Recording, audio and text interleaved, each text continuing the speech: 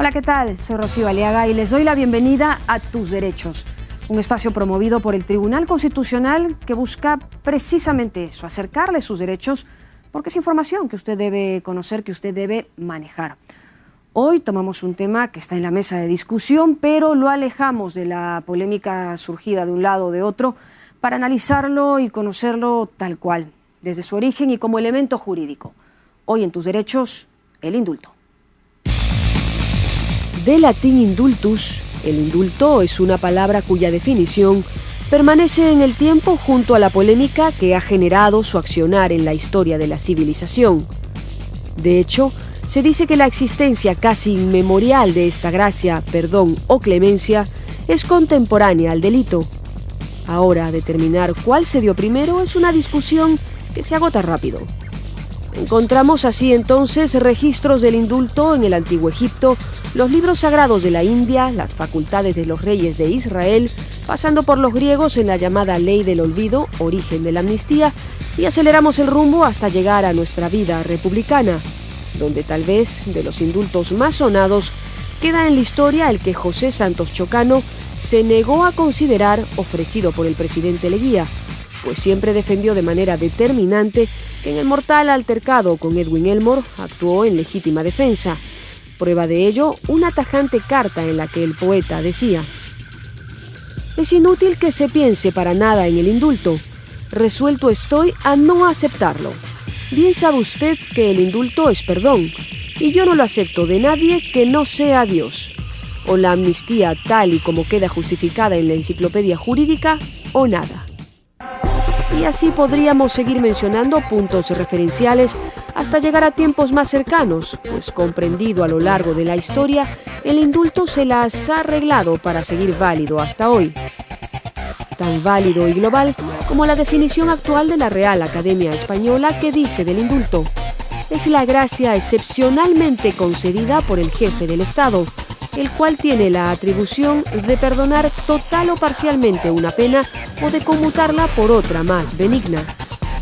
Tan válido y vigente como la referencia consignada en nuestra Constitución, que en su artículo 118 estima como atribuciones del presidente de la República, en el numeral 21, el conceder indultos y conmutar penas. Ahora bien, su permanencia en el tiempo y la legalidad no ha hecho al indulto inmune a las críticas. En ese sentido debemos reseñar al precursor del idealismo alemán, representante del criticismo, Immanuel Kant, quien consideró que suavizar el castigo, eximir totalmente de él, es el más equívoco de los derechos del soberano, pues si bien prueba la magnificencia de su grandeza, permite sin embargo obrar injustamente en alto grado. Impresiones a tener en cuenta si cuestionamos el origen del mismo, en tanto las motivaciones que deben sostener la razón de su existencia muchas veces no han sido ni se han preocupado en ser las más objetivas, como las motivaciones de los indultos otorgados en nuestro país a finales del siglo XX, época que consigna indultos con motivo de fiestas patrias, Navidad, Día de la Madre, Día del Padre, Semana Santa, Día de Santa Rosa de Lima, entre otras fechas célebres del calendario, sin dar mayores detalles ni explicaciones, pues la norma lo dice, es atribución del presidente. Subjetividad y concentración de poder que rodean a esta gracia y que pese a su longeva dualidad con la polémica, persiste en la historia como elemento jurídico. Conociendo del origen del indulto, puede que resulte hasta anacrónico que haya subsistido en las legislaciones hasta hoy. Francisco, buenos días. Buenos días, Rocío. Efectivamente, esta institución se funde en el pasado, ¿no? Y es una gracia que otorgaban los monarcas. Concedían indultos, conmutaban penas y daban, así se llama, derechos de gracia. Entonces, aquí en el Perú actualmente no es el hecho comentar los casos específicos, pero este tema de los indultos creo yo que debería ser revisado desde la perspectiva constitucional, considerando que si el Poder Judicial, después de una larga evaluación, ¿no?, da una condena, luego en el despacho presidencial hay un estudio, en el Ministerio de Justicia, pero son los jueces el que tienen el poder de condena. Entonces, Incluso se habla, algunos sostienen que habría una colisión de poderes porque el Poder Judicial condena y el Poder Ejecutivo perdona.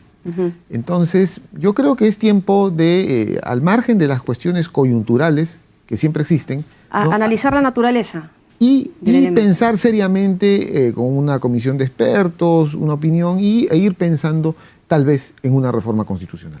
Bueno, nos vamos a quedar con esa reflexión, nos vamos a la pausa, pero regresamos con una entrevista que continúa ampliando este tema. Hoy en Tus Derechos hablamos de el indulto. Regresamos.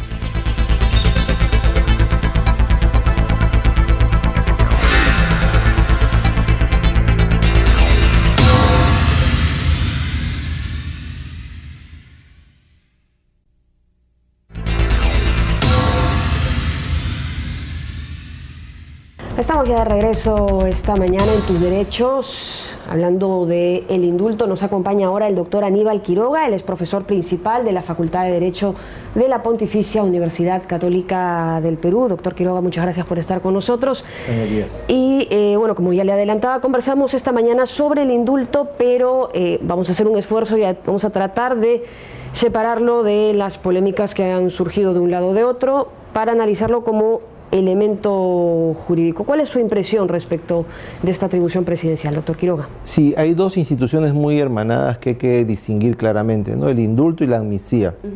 El indulto implica que el presidente de la República, como jefe de Estado, tiene la posibilidad de exonerar a quien ha sido condenado al cumplimiento de la pena, en todo o en parte.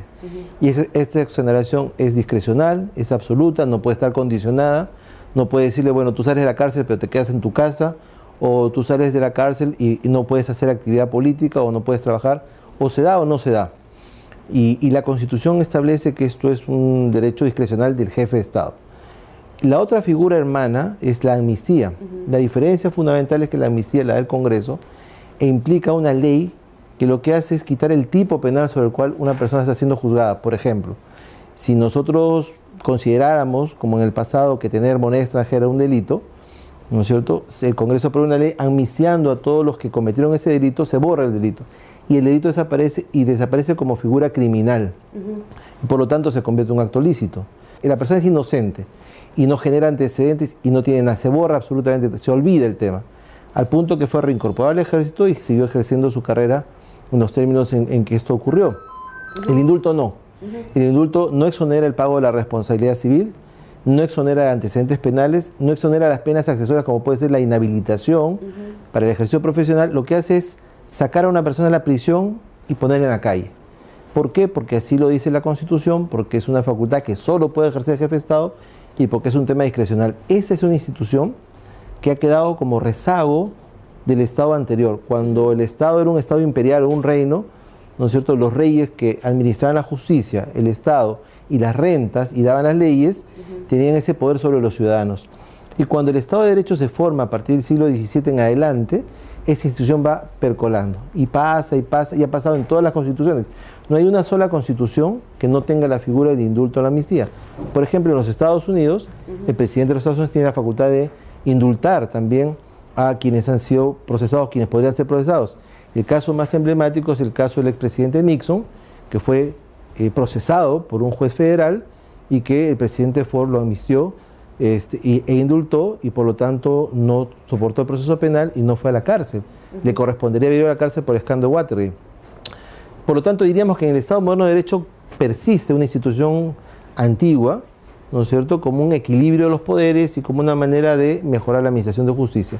Todos los años, en Navidades, en el Día de la Madre, en el Día del Padre, en fiestas patrias y en cualquier momento, el presidente de la República puede ejercer el derecho de indulto. No está condicionado, no está limitado, no debe ser fundamentado, no tiene que la persona estar muy enferma. El presidente Toledo amnistió a una chica de 22 años que era acusada de procesada por narcotráfico, hija de un embajador israelí. Puede la persona estar muy sana y ser indultada, puede la persona estar muy enferma y no ser indultada. Porque el presidente, es una atribución que no necesita mayor explicación. No tiene ninguna explicación, más que el presidente lo decida. Puede decidirlo mañana, o puede decidirlo pasado mañana, o puede no decidirlo nunca.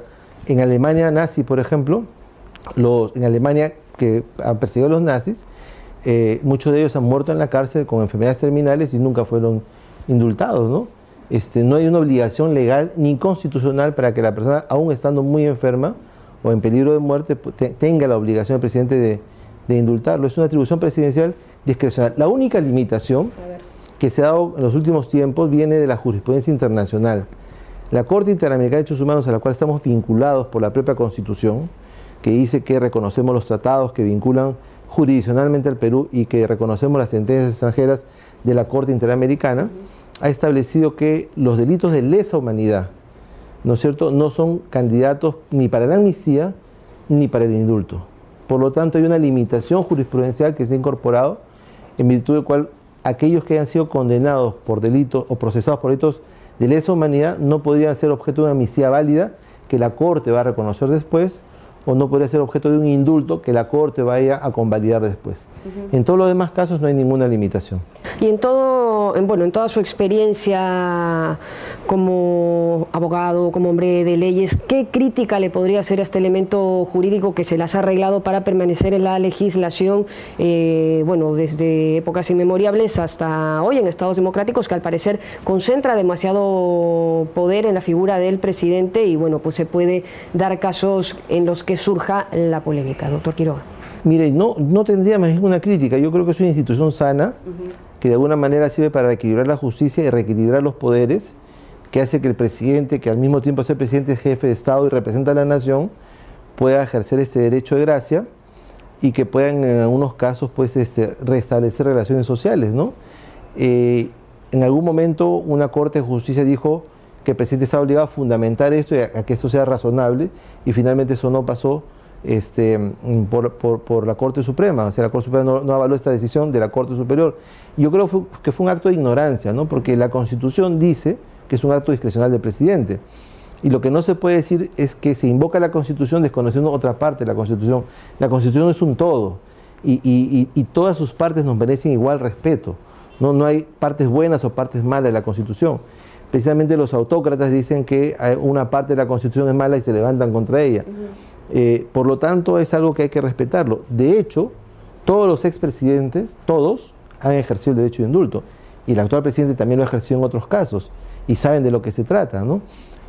Yo creo que más bien es una institución sana que tiene que pervivir y que hace que las leyes de la justicia y las reglas de la justicia puedan en algún momento reequilibrarse, ¿no? Pero al no tener que dar explicación de nada, ¿no le parece que puede pervertir ese derecho del presidente, esa atribución?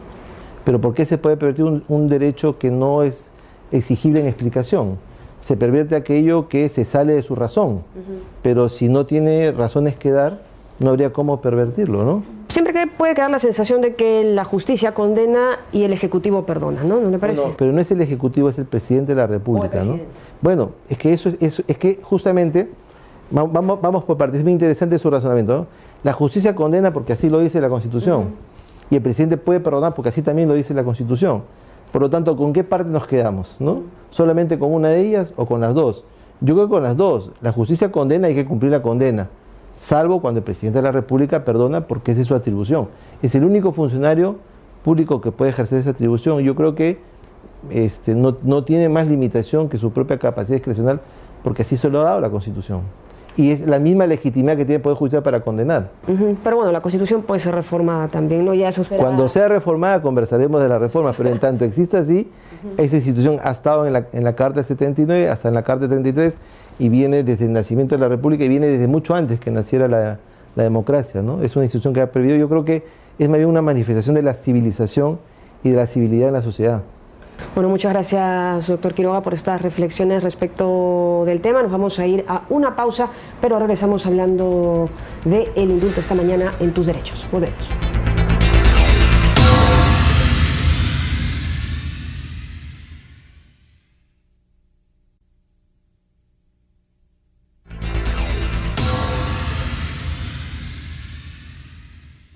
Bien, amigos, ya nos encontramos con el brillante jurista Javier Valle Riestra. Doctor. Muchas gracias por el elogio inmerecido. Doctor, la figura del indulto, ¿cuál es el origen histórico y para qué fue instituida y creada? Bueno, ha sido una potestad de los monarcas, no es una creación republicana. Por cierto que en la República, desde que se fundó la independencia hasta hoy, ha sido facultad de los presidentes indultar. El origen es la potestad de indulgencia, indulto, que podía tener el rey respecto a casos en que se quería eliminar la pena de personas que habían sido condenadas excesivamente por los tribunales o que por su buena conducta o su lealtad a la monarquía merecían que se olvidase la sanción. Como ustedes saben, el indulto perdona la pena, pero deja los antecedentes, mientras la amnistía perdona la pena y los antecedentes, borra el hecho no existió. Últimamente el indulto está en cuestión, ¿no? Ha habido hechos como, por ejemplo, en el anterior gobierno un indulto que se dio al señor Crucillat. Hoy hay un pedido para el expresidente Fujimori y han habido en el periodo pasado temas relativos a conmutaciones de penas o indultos para casos de delitos comunes. Hay una posición reaccionaria en el Perú de hoy, una posición conservadora, ultramontana, censurable. En el Perú siempre desde la República se dieron indultos y se dieron amnistías. Hay cuestión de revisar los gobiernos que existieron desde que se instaló la Junta presidida por Lamar. Pero la más famosa vendría a ser la ley de 1945, cuando sube Bustamante y Rivero al poder, cancelando los años de dictadura que habían comenzado con Sánchez Cerro. El Parlamento, a las 2 de la tarde, mientras Bustamante leía su mensaje al Congreso, dictaban una ley de amnistía e indulto, que el Parlamento entonces tenía ambas facultades. Hoy día solo tiene la de la amnistía, la mayor, y entonces salieron de la cárcel decenas y centenas de compañeros y de compañeros apristas que estaban vinculados por la lucha revolucionaria que hubo en el Perú contra Sánchez Cerro, contra Benavides y contra Prado, a hechos cruentos o algunos y a hechos no cruentos. Entonces el único que se quedó en la prisión fue aquel a quien se sindicaba como autor del asesinato de los señores Miro Quesada, por no tener en entredicho más con el diario El Comercio. Salió años más tarde, después de cumplir otras condenas, pero la excepción fue la que le digo. Después, en 1956, cuando volvió la democracia, luego de la dictadura de Odría, se dio por el gobierno de Prado, es decir, por el Parlamento, otra nueva ley de amnistía e indulto que eliminó estos casos. Nos olvidamos, los que habíamos presentado ese proyecto, de poner el caso de Juan Vicente Ugarte del Pino y de la directiva del Colegio de Abogados, y el mismo caso de Luis Felipe Ángel Sofocleto. Ambos me reclamaron, me decían, hoy no estamos comprendidos dentro de la ley, lo que era injusto, porque eran unos casos totalmente políticos por los cuales habían sido perseguidos. Entonces ampliamos la ley y también se les dio el beneficio, que era un beneficio sobre el papel, porque no habían, el decano del colegio y su directiva no habían sufrido prisión. Sofocleto sí. Él sí había sufrido una inicua presión hospitalaria en el Hospital 2 de Mayo. Hay algunas voces que dicen que en una democracia contemporánea, cuando el Poder Judicial condena, el presidente no debería tener esta facultad de indultar, sino que ya todo debería quedarse así. Y plantean ya la abolición del indulto. ¿Cuál es su posición? Me parece que es una posición totalmente conservadora y ultramontana y siniestra. Esa facultad la debe tener el presidente de la República porque él tiene un sentido equitativo, mientras los tribunales del Perú yo los conozco, yo ejerzo la profesión 55 años, de los cuales 8 ejercí en España, en la España franquista. La España franquista era mucho más libre y mucho más serena y menos totalitaria en los años que yo viví allí, bajo el régimen del caudillo, que en el Perú. En el Perú los magistrados entre la quincena y la toga prefieren la quincena, quedar acomodados bien en sus sillas. De tal manera que, ¿qué paliativo puede haber para que el Poder Judicial sea moderado por un tercer factor? El indulto por el presidente de la República y la amnistía por el Parlamento. De tal manera que eso no debe ser eliminado y el presidente casuísticamente debe tomar las medidas para fundamentar su decisión. Ahora, el caso Crucillat no es un caso que favorezca a los enemigos de los indultos, al contrario, los lapida, porque Crucillat se encontraba en la cárcel y se le dictó un indulto por el presidente García, salió libre. Pero a los 3 meses resulta que lo dictaron una resolución muy mediocre y muy insignificante, que no estaba a la altura de la resolución que resolvió el indulto. Lo arrestaron nuevamente y lo reencarcelaron y hasta ahora está en prisión. Razón por la cual, después de agotar la vía interna, ha recurrido a la Corte Interamericana de Derechos Humanos para que se vea su caso. Estoy absolutamente seguro que si la Corte actúa imparcialmente, le dará la razón a Crucillad y se verá que lo que ha acontecido ahí ha sido una aberración inconstitucional y antidemocrática, y dispondrá lógicamente la libertad de esta víctima del sistema jurídico, judicial del Perú, por llamarlo de alguna forma. Entonces no hay que tenerle miedo al indulto, hay que mantenerlo. Hay que mantenerlo y hay que fomentarlo. O sea, para usted esta situación también debería verse desde la perspectiva política, porque el indulto también tiene un contenido de esta naturaleza. Es evidente, un contenido político y usted jurídico. habla de una especie de pacificación total, ¿no? Claro, entonces debería darse una ley de amnistía e indulto por el Parlamento dictando su decisión de perdonar los casos, es decir, amnistiar, y ahora, como no puede decir amnistíese a todos los condenados, tendrá que hacerse casuísticamente, y en el caso de los indultos igual. Entonces, pero recordar que en 1945 y en 1956 el Perú fue más tolerante, más democrático y menos dispuesto a enardecerse, y se dictó unas leyes de esa naturaleza que permitieron la excarcelación masiva de las prisiones. Muy bien, doctor.